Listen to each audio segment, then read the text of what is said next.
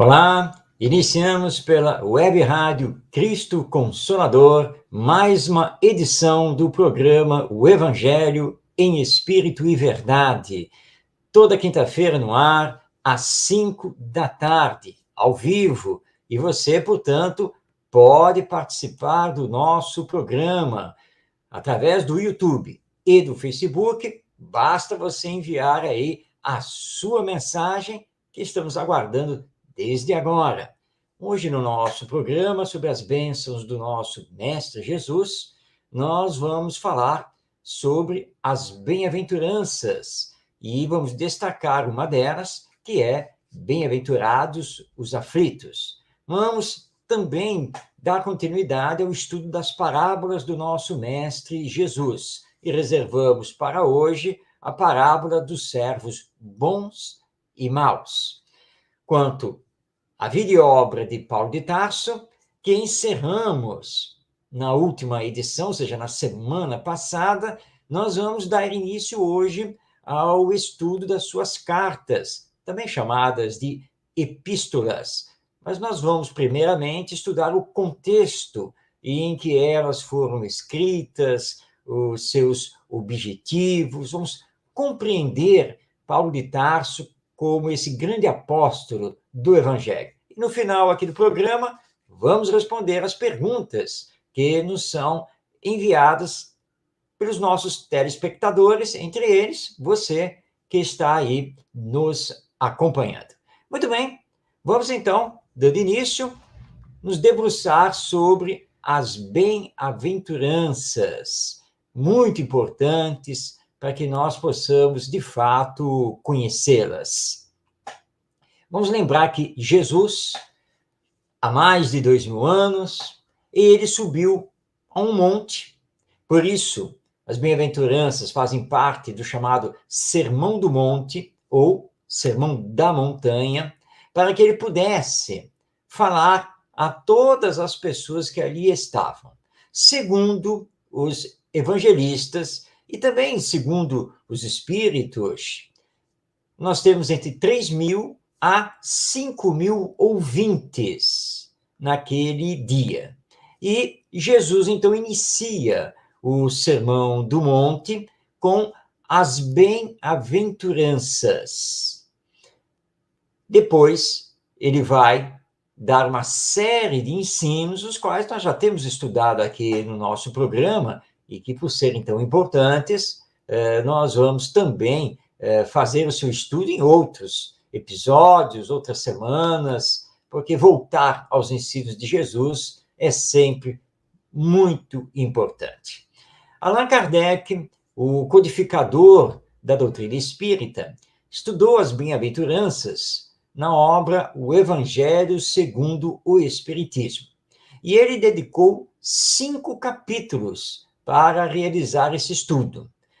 O capítulo 5, Bem-aventurados os aflitos, o capítulo 7, Bem-aventurados os pobres de espírito, o capítulo 8, Bem-aventurados os puros de coração, o capítulo 9, Bem-aventurados os mansos e pacíficos, e o capítulo 10, Bem-aventurados os misericordiosos. E claro que nós vamos acompanhar essas bem-aventuranças, procurando compreendê-las através dos princípios que formam o Espiritismo, ou seja, Deus, Pai Criador, a alma imortal, a comunicabilidade entre as duas dimensões da vida, a espiritual e a material, a lei de evolução, a reencarnação, e nós vamos tentar compreender, então, as bem-aventuranças. E a primeira, que justamente nós vamos tratar hoje, é Bem-aventurados os aflitos.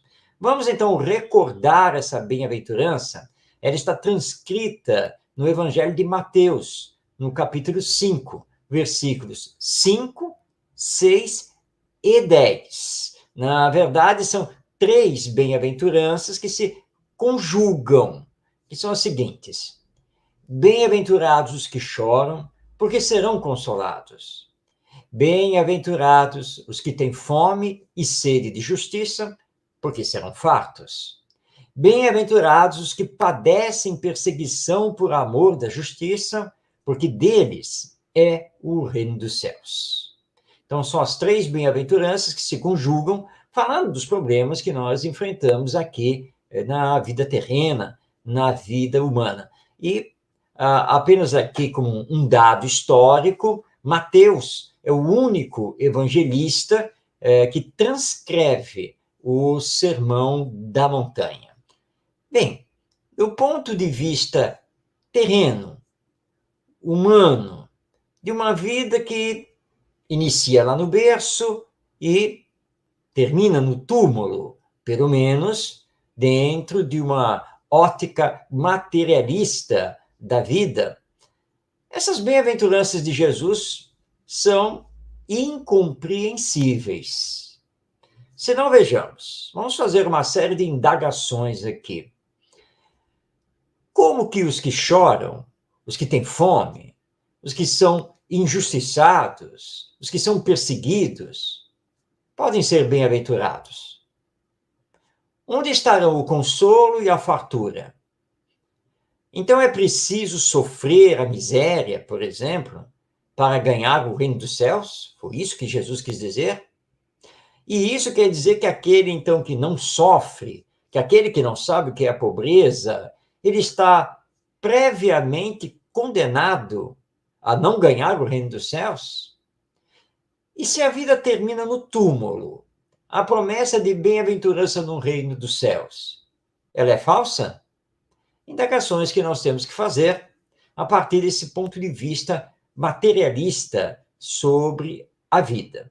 Porque ao lermos as bem-aventuranças ao pé da letra, nós estaríamos entendendo que Jesus está abençoando o sofrimento, a aflição, a dor e a injustiça. Mas seria isso mesmo? Bem, esses questionamentos, lógicos do ponto de vista materialista, desconhecem a chave que dá o verdadeiro e perfeito entendimento dessas palavras do Cristo. E a chave é a vida futura, a vida que não termina no túmulo. Não sendo a morte o ponto final da vida, pelo contrário, existindo vida depois do túmulo, onde homens e mulheres não perdem sua identidade, mas continuam vivos e atuantes, então vamos entender que saber enfrentar com resignação, paciência e trabalho as vicissitudes da existência terrena trará a consolação. Ou seja, uma reentrada equilibrada, um retorno equilibrado do ponto de vista moral no mundo espiritual, que é a nossa verdadeira pátria. Então, Jesus, na verdade, quando ele fala do bem-aventurados os aflitos, ele está nos lembrando da necessidade de termos resignação, paciência e perseverança. Porque se a felicidade não pode ser alcançada aqui na Terra durante esta encarnação, ela será alcançada, ou pelo menos entrevista, no mundo espiritual, quando para ele retornarmos através das portas da morte. Quando falamos de resignação, paciência, trabalho, perseverança, não estamos fazendo o discurso do tipo, bem, é assim mesmo, eu tenho mesmo que sofrer, então eu tenho que aguentar, ou, como se diz também, esse sofrimento, essa dor, essa aflição fazem parte do meu karma, é o que eu tenho que passar aqui na Terra. Para o Espiritismo, o pensamento é totalmente diverso desse.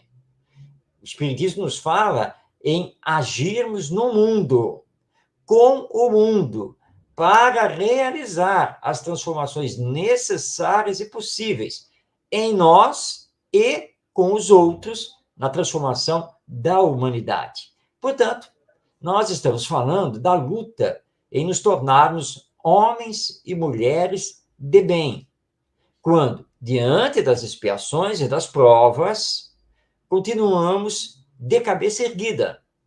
Vamos reconhecer que há uma causa justa, daí a resignação, mas que não devemos nos abater ou nos conformar, e sim acionar a nossa força de vontade, porque somos destinados à perfeição, mas a caminhada é feita por nós mesmos.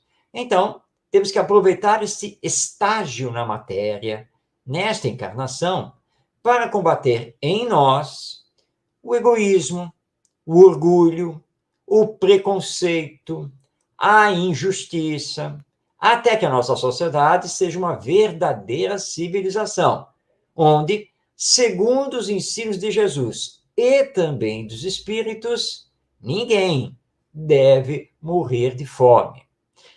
Allan Kardec, nesse capítulo aqui o Evangelho segundo o Espiritismo, ou seja, né, o capítulo 5, que ele está tratando desta bem-aventurança, né, bem-aventurados os aflitos, ele nos diz que esse pensamento de que a vida continua e que tudo é justo, tudo tem a sua razão de ser, esse pensamento nos traz um imenso consolo. Mas é claro que deixa em aberto o problema da justiça divina diante das diferenças sociais que temos aqui no mundo. Mas será que deixa realmente essa questão em aberto? Então vamos passar a palavra a Allan Kardec. Nós vamos tirar aqui um trecho do item 3, do capítulo 5 de O Evangelho segundo o Espiritismo. Então, vamos abrir aspas. Agora são palavras do codificador do Espiritismo. Entretanto, desde que se admite a existência de Deus, não é possível concebê-lo sem suas perfeições infinitas. Ele deve ser todo-poderoso, todo justiça, todo bondade, pois sem isso não seria Deus. E se Deus é soberanamente justo e bom, não pode agir por capricho ou com parcialidade. As vicissitudes da vida têm, pois, uma causa. E como Deus é justo, essa causa deve ser justa. Eis do que todos devem compenetrar-se. Deus encaminhou os homens na compreensão dessa causa pelos ensinos de Jesus. E hoje, considerando-se suficientemente maduros para compreendê-la, revela-a por completo através do Espiritismo, ou seja, pela voz dos Espíritos. Fechando aspas, então estas são as palavras de Allan Kardec. Bom, nós compreendemos então que, à luz da imortalidade da alma e da reencarnação, que estamos atualmente apenas arcando com as consequências do que fizemos em existências passadas. Daí as provas e as expiações. Então não temos que reclamar de Deus, muito pelo contrário. Temos que agradecer pela oportunidade de aqui estarmos na Terra para podermos reparar esse nosso passado e construir aqui e agora a nossa felicidade futura, no depois da morte, porque a vida continua. Então é bem-aventurado, sim, o aflito, desde que este não carregue consigo a revolta, mas sim que ele tenha compreensão, resignação e, perseverantemente, com confiança, fé, continuar a sua caminhada, a sua jornada, trabalhando sempre, se melhorando, porque ao mesmo tempo que repara o passado, constrói um futuro melhor. Então, nós compreendemos, à luz do Espiritismo, esse significado profundo dessa bem-aventurança. Bem-aventurados os aflitos. E lembrando que a aflição alcança qualquer pessoa, não necessariamente o pobre, porque o rico também tem muitas aflições justamente por ser rico. Não esqueçamos disso, que é para combater todo tipo de preconceito e de discriminação. Semana que vem, nós vamos então estudar mais uma bem-aventurança, à luz da doutrina espírita, para compreendermos esses dizeres, esses ensinos do nosso Mestre Jesus. Como o nosso programa tem como proposta estudar sempre o Evangelho, além de estarmos agora vendo as bem-aventuranças, nós estamos estudando também as parábolas do nosso Mestre Jesus, muitas delas enigmáticas, sem as chaves da imortalidade da alma e da reencarnação. Bem, no programa de hoje, nós vamos estudar a parábola dos servos bons e maus. Essa parábola, ela se encontra no Evangelho segundo Mateus, no capítulo 24, versículos 45 a 51, e também no Evangelho segundo Lucas, no capítulo 12, versículos 42 a 48. Vamos nos basear aqui em Mateus. Vamos então recordar a parábola, que é a seguinte: quem é, pois, o despenseiro fiel e prudente, ao qual o Senhor confiará a direção de sua casa, para que em tempo devido distribua o alimento? Bem-aventurado aquele servo a quem o seu senhor, quando vier, achar assim fazendo. Em verdade vos digo que lhe confiará todos os seus bens. Mas, se aquele servo disser no seu coração: meu senhor tarda em vir, e começar a espancar os criados e as criadas, a comer, a beber e a embriagar-se, virá o senhor daquele servo, no dia em que o não espera, e numa hora que ele não sabe, e separá-lo-á para a sua parte com os infiéis. E aquele servo que soube a vontade do Senhor e não se preparou, nem fez conforme a sua vontade, será castigado com muitos açoites. Aquele, porém, que não a soube e fez coisas que mereciam castigos, será punido com poucos açoites. A todo aquele a quem muito é dado, muito lhe será requerido, e a quem muito é confiado, mais ainda lhe será exigido. Esta é a parábola dos bons servos e dos, ou melhor dizendo, parábola dos servos bons e dos servos maus. Vamos então entender o que Jesus quis dizer com esta parábola. O Senhor, aqui que confia a sua propriedade e os seus bens ao servo, é Deus. O servo, qualquer um de nós, os filhos de Deus, nós que somos os espíritos que nos encontramos neste momento reencarnados aqui na Terra. Deus nos entrega a casa planetária com todos os seus recursos. E para que não nos percamos e possamos fazer a nossa jornada evolutiva, ele também nos deu a inteligência e o sentimento. E para que não confundíssemos as coisas e tivéssemos parâmetros morais, ele nos confiou Jesus, seu Filho, que já chegou à perfeição e que veio nos trazer a lei de amor. Portanto, nós temos tudo aqui na Terra, tanto do ponto de vista material, quanto do ponto de vista moral e espiritual. E Deus, então, nos confia tudo. E aqui estamos.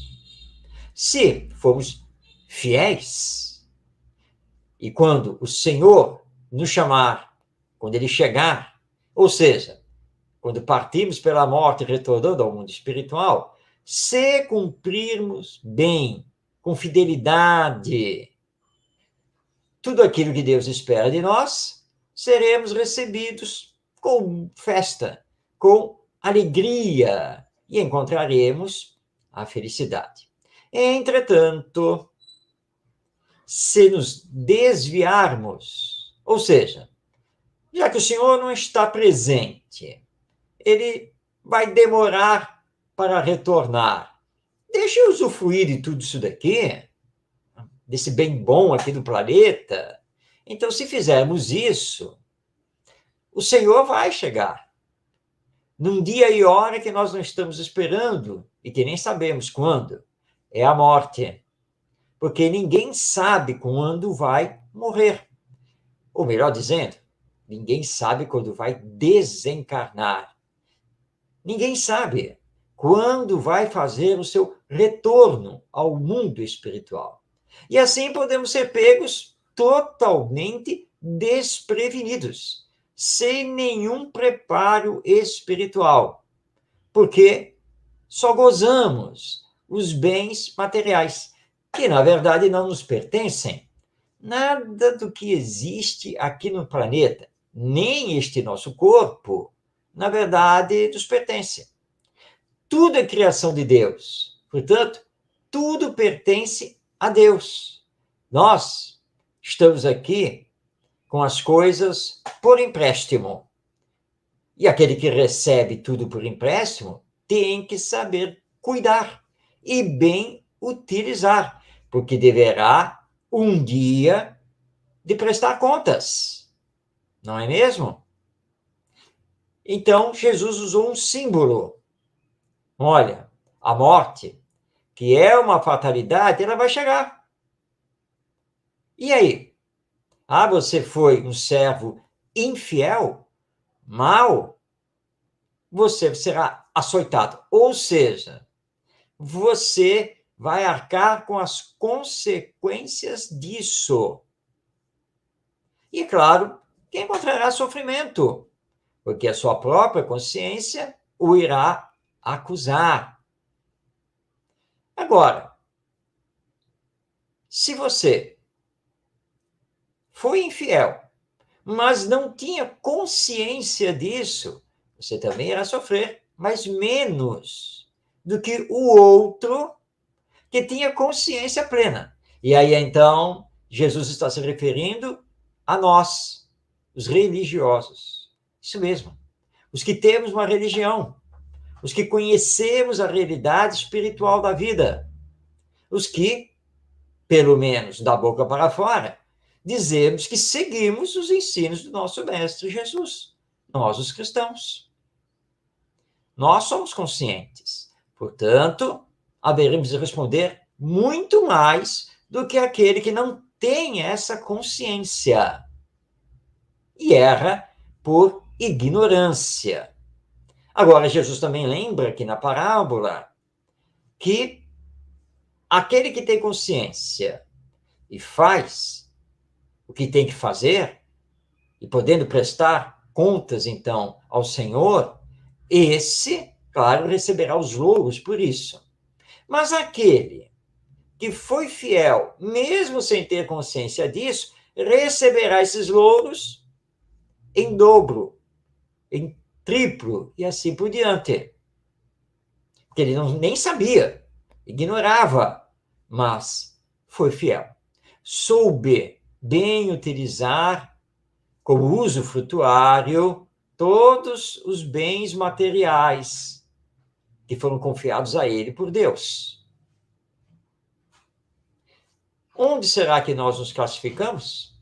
Entre os servos bons ou entre os servos maus?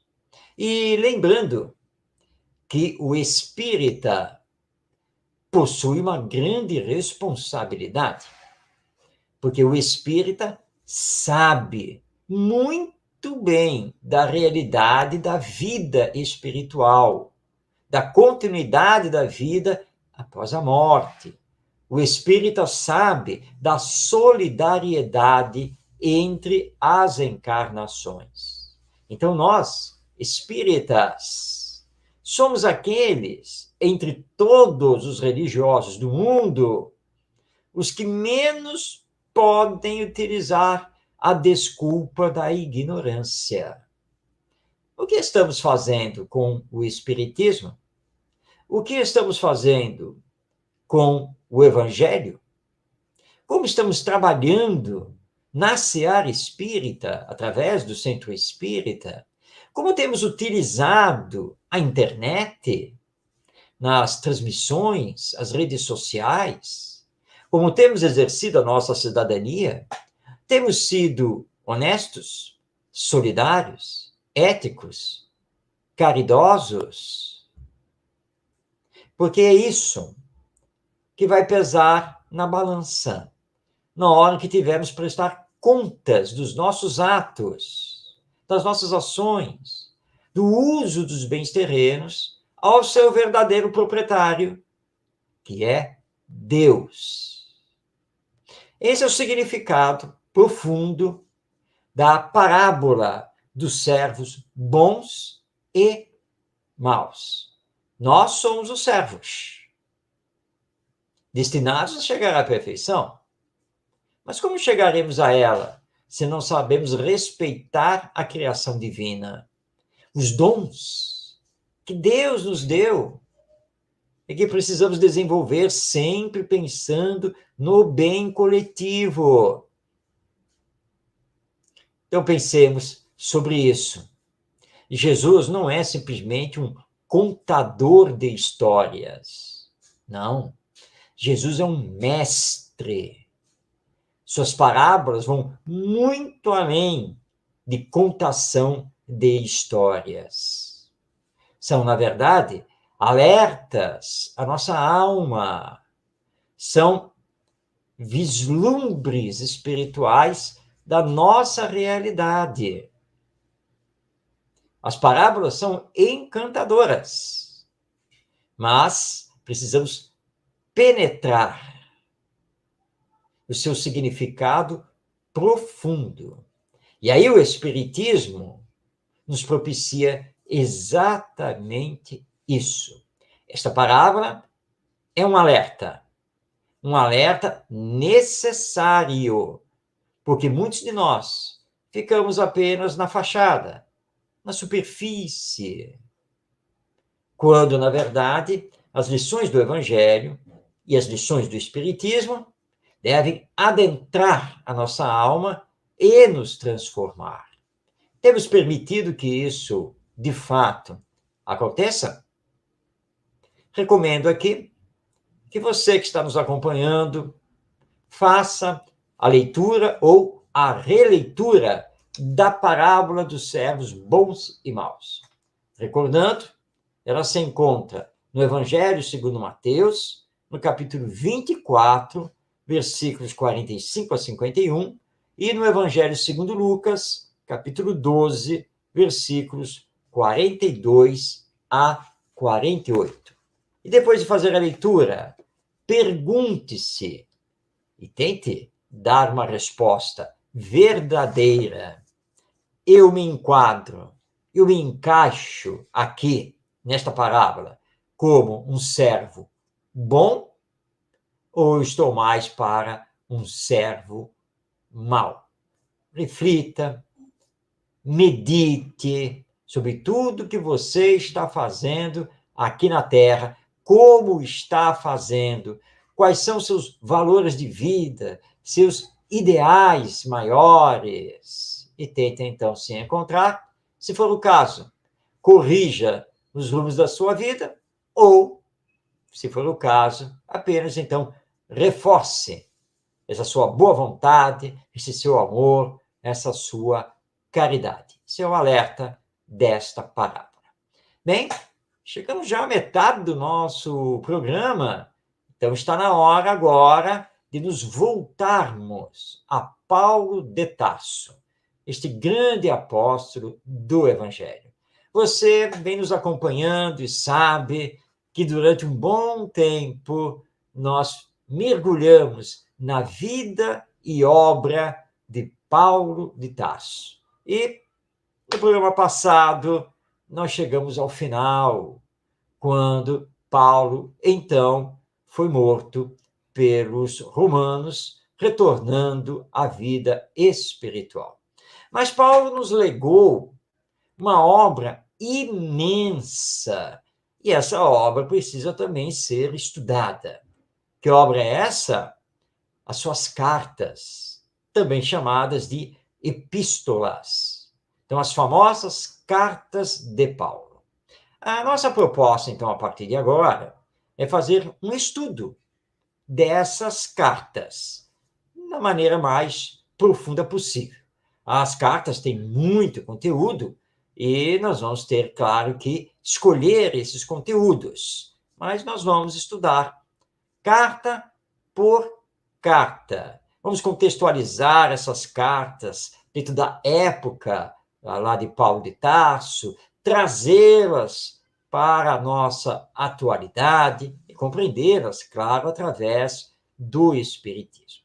Para hoje, nós reservamos falar um pouco do próprio Paulo de Tarso e o seu significado.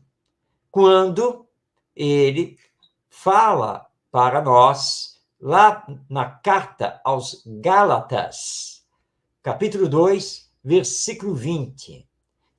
Já não sou eu que vivo, mas o Cristo é que vive em mim. Vamos compreender isto? Porque, em verdade, Paulo não estava se comparando a Jesus. Da Jerusalém, símbolo da doutrina mosaica, para as cidades politeístas do Império Romano. Do mundo judaico para o mundo gentil. Do farisaísmo hipócrita e ritualístico para a pureza dos ensinos evangélicos. Da arrogância intelectual para a fraternidade do coração. Tudo isso representa a caminhada realizada por Saulo de Tarso em sua transformação de ordem moral para Paulo de Tarso. O homem velho, despindo-se de suas crenças para ser o homem novo, vestido de novas crenças. O judeu ortodoxo que se faz cristão. O seguidor de Moisés, que se faz mensageiro de Jesus. E aquele que sonhava com a cadeira do Sinédrio, um grande colégio religioso judeu, passou a sonhar em trabalhar pelo bem do próximo, para a glória de Cristo, o Senhor, e de Deus, o Pai e Criador. E assim ele fez. Na morte de Saulo, viveu Paulo para toda a eternidade. Quem mergulha na vida e obra de Paulo de Tarso tem sua própria vida tocada de maneira significativa. Estamos diante de um homem que aceitou o profundo desafio de se transformar e se entregar a uma missão dificílima, num tempo hostil, a todo o tempo, abeirando-se da morte, tendo que renunciar a si mesmo e a todos os confortos materiais. Tudo em nome de manter acesa a chama dos ensinos evangélicos e fazer surgir e crescer o cristianismo por todo o mundo conhecido, seja na Ásia, seja na Europa. Incansável, sob as mais diversas torturas, apedrejado mais de uma vez, passando fome, doente, desamparado muitas vezes, perseguido e injuriado, Paulo não desistiu, nem titubeou um momento sequer, exortando a todos que seguissem seu exemplo, pois o Evangelho é a luz imperecível que necessita da nossa coragem, da nossa fé, para transpor e derrubar as barreiras impostas pelo egoísmo, pelo orgulho e pela indiferença dos seres humanos. Com a chama do ódio ardendo em seu coração e convulsionando sua mente, Saulo, ainda não o Paulo, Saulo toma a direção da cidade de Damasco para um acerto de contas com os temíveis cristãos que ousam perturbar o judaísmo com ideias esdrúxulas e, na opinião dele, sem cabimento. Havia sido confrontado em sua arrogância com a atitude fraternal de Estevão, o primeiro mártir do cristianismo. Seu orgulho não podia tolerar tal demonstração de submissão a um nazareno provindo da Galileia, um transgressor da lei que os judeus tanto velavam. E o acerto de contas aconteceu antes do que ele previa e de maneira totalmente diferente do que podia esperar. Entre a poeira levantada pelos cavalos e o sol que fazia o suor escorrer, ali mesmo na estrada o acerto de contas teve início. Saulo tem um encontro com Jesus. Por que me persegues? Perguntou o Cristo. E tão imensa era a luz espiritual que acompanhava a aparição, que Saulo se curva, sente a poderosa ação magnética daquele ser e, prostrado e comovido, por sua vez indaga: quem és, Senhor? E ouvindo que ali se encontrava Jesus, a quem tanto perseguia, sem o saber, tinha começo sua transformação. A verdadeira transformação é aquela de foro íntimo, em que o passado fica no seu tempo. Nos primeiros anos, Paulo tudo fez para desenvolver em si a humildade e a caridade. Apagou a personalidade hostil do Saulo para fazer desabrochar em si a personalidade cristã.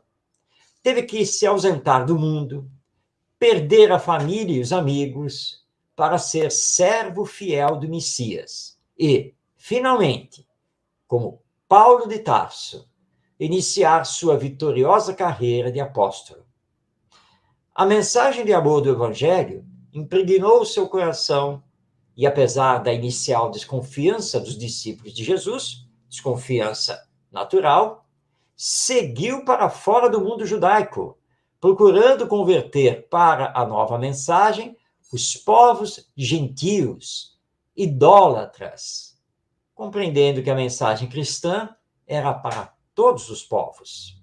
Assim, lançou-se às estradas, percorrendo-as sem cansaço, de aldeia em aldeia, de cidade em cidade, sob o tormento do sol e da chuva e dos mais variados perigos, doando sua palavra a quem quisesse recebê-la, fundando os primeiros núcleos cristãos fora da Palestina.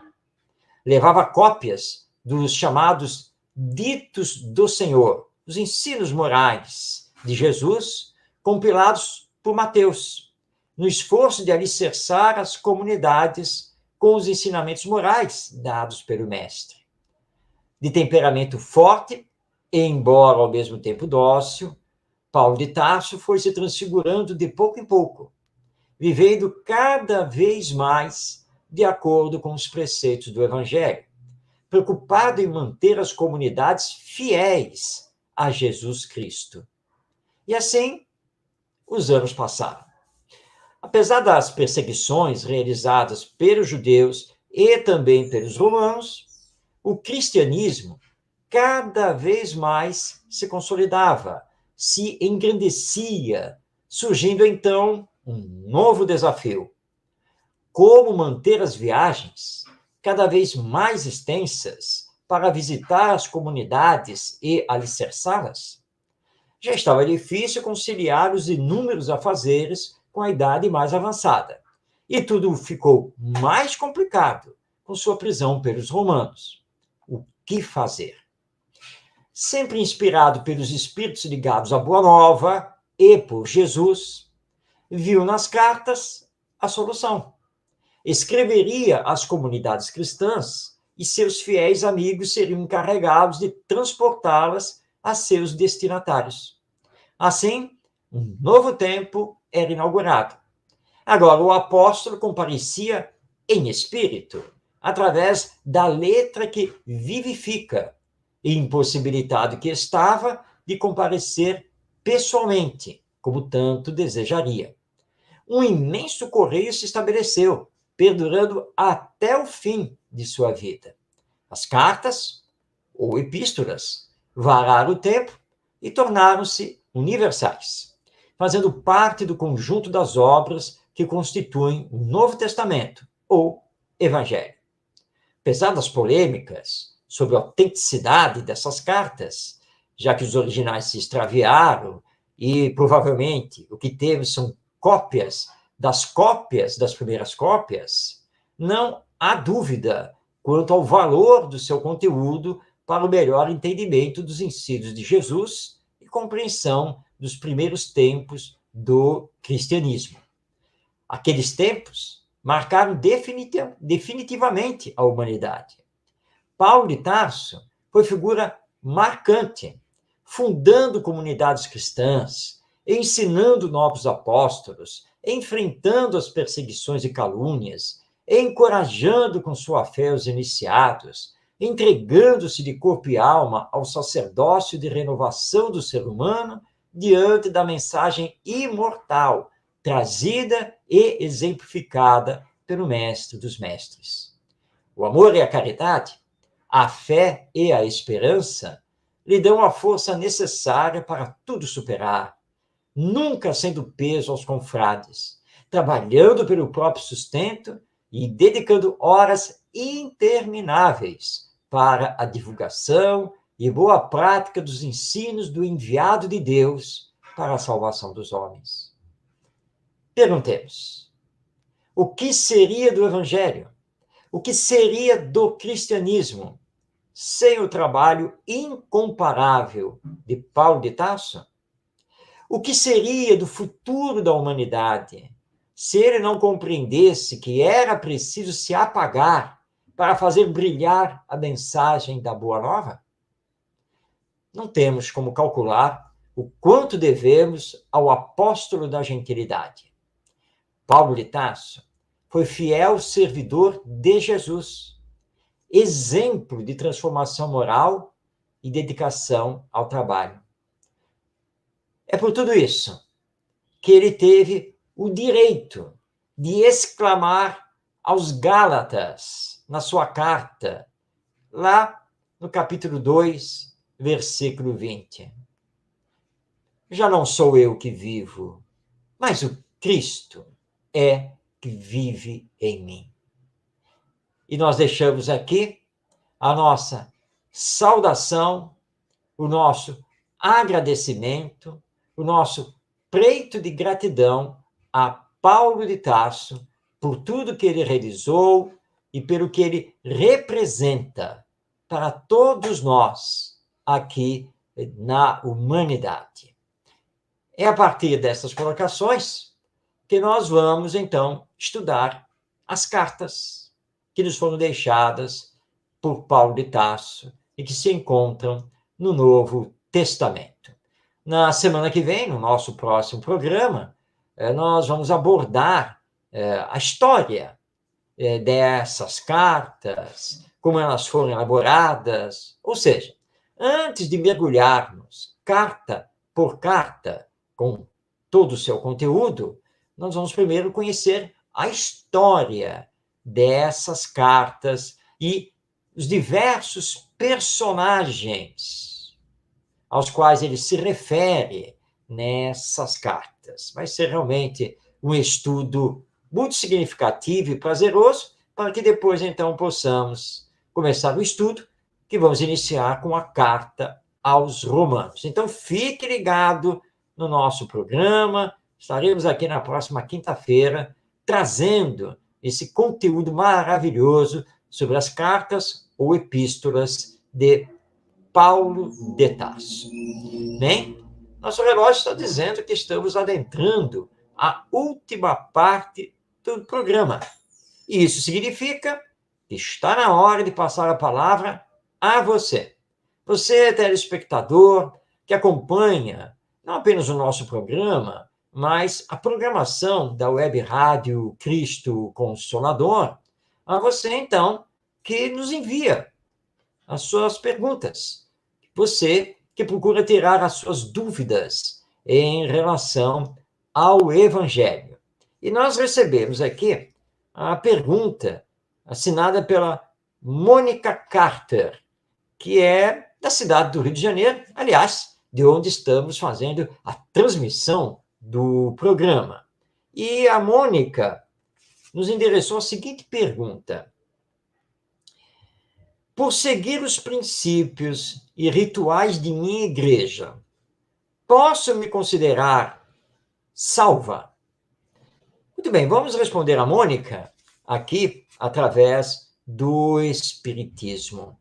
Em verdade, Mônica, nós precisamos ir além do seguir as práticas, os rituais. Temos que ir além da frequência da nossa igreja, mais particularmente do Centro Espírita, para nós espíritas. Por quê? Porque, em verdade, a verdadeira demonstração da fé, ela não se encontra pura e simplesmente na frequência ao Centro Espírita. Eu posso frequentar o Centro Espírita semanalmente, religiosamente, naquele dia e horário, mas isso não quer dizer necessariamente que eu esteja apreendendo os ensinos da doutrina. Não quer dizer que eu esteja empreendendo a minha transformação moral, que eu esteja, a cada semana, me melhorando. Eu estou no Centro Espírita. Todo mundo sabe que eu estou ali. Todo mundo sabe que pode contar comigo naquele dia e horário, porque eu sou um frequentador assíduo daquela reunião, daquela atividade. E posso sair de lá dizendo aos meus familiares e a meus amigos que sou espírita e que pertenço ao Centro Espírita tal. Mas isso não quer dizer que eu seja um bom representante do Espiritismo e, portanto, do Evangelho. A mesma coisa em relação ao católico, a mesma coisa em relação ao evangélico. Não basta frequentar o seu templo religioso. Não basta estar engajado nesta ou naquela atividade da sua igreja. Não basta cumprir este ou aquele ritual da sua doutrina. É preciso se transformar. É preciso ser. Porque senão você será um religioso de fachada. Você será um falso cristão. Então temos que ir além. Obviamente que frequentar o templo religioso, frequentar o centro espírita é importante, porque lá nós estaremos com aqueles que comungam dos mesmos ideais, lá nós vamos receber o auxílio dos bons espíritos que comparecem a todos os templos religiosos, lá vamos reforçar a nossa fé e nos preparar melhor para a vida comum, diária, desde que estejamos combatendo em nós os vícios, as paixões e permitindo o desenvolvimento das virtudes. Não adianta apenas ficar maravilhado com as palavras do pastor, com a missa realizada pelo padre, ou com a palestra lá do orador espírita, mas se tudo isso não está mexendo com você, e você continua egoísta, orgulhoso, preconceituoso, vaidoso, e assim por diante. Não adianta. Precisamos ter verdadeira fé.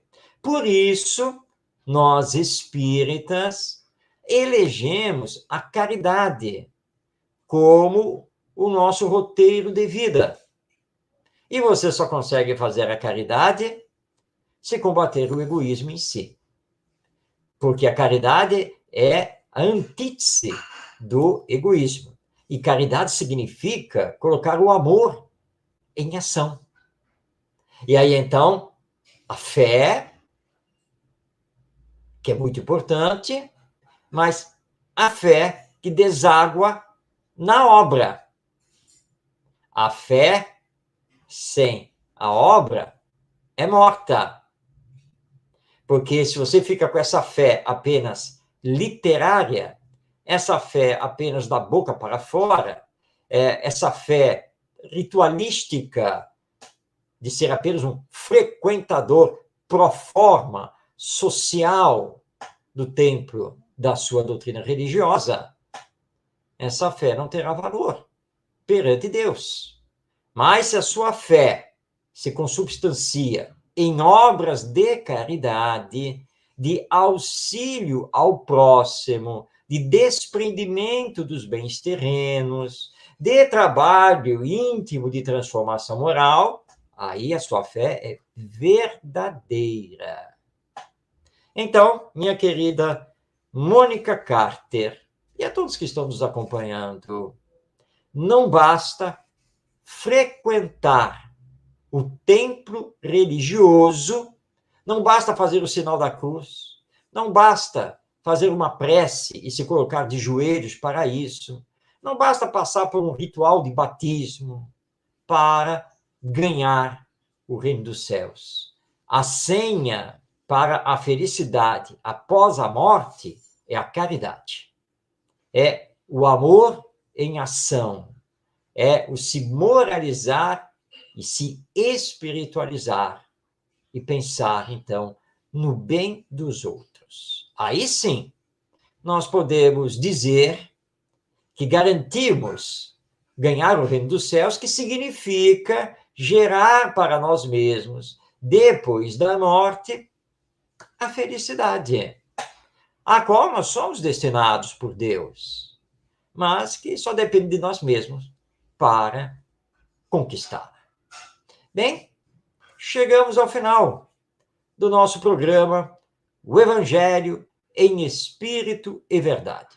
Um programa espírita que vai ao ar toda quinta-feira, às 5 da tarde, pela Web Rádio Cristo Consolador, transmitindo através do Facebook e do YouTube. Se você perdeu alguma edição do nosso programa, não tem problema.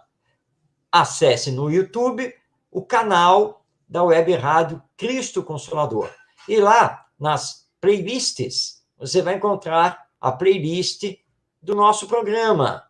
E aí estão lá todas as edições do mesmo, para que você possa ver e rever a hora que você quiser.